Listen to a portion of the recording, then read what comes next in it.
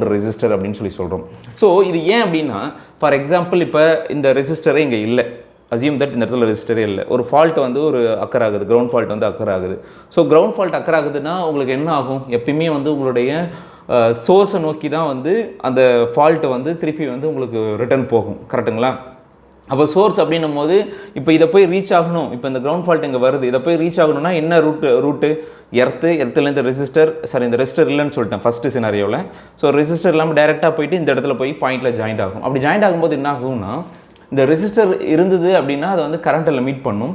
Resistor இல்லைன்னா எவ்வளவு arms, suppose ஒரு 10K ஆம்ஸ் வருது, இல்லை ஒரு 100K ஆம்ஸ் வருது, ஒரு நான் சொல்கிறது வந்து பார்த்திங்கன்னா ஒரு HDDGலாம் நீங்கள் வச்சுருந்தீங்க அப்படின்னா கண்டிப்பாக வந்து அந்த இடத்துல அந்த அவ்வளோ எர்த் ஃபால்ட் வரதுக்கான சான்சஸ்லாம் இருக்குது. அந்த எர்த் ஃபால்ட் கரண்ட் அங்கே வரும்போது டேரெக்டாக வந்து பார்த்திங்க அப்படின்னா கிரவுண்ட் வழியாக ரீச் ஆகி திருப்பி வந்து ரெசிஸ்டர் இல்லைன்ற சினாரியோவில் டேரெக்டாக உங்களுடைய ஸ்டார் பாயிண்ட்டோடைய மிட் பாயிண்ட்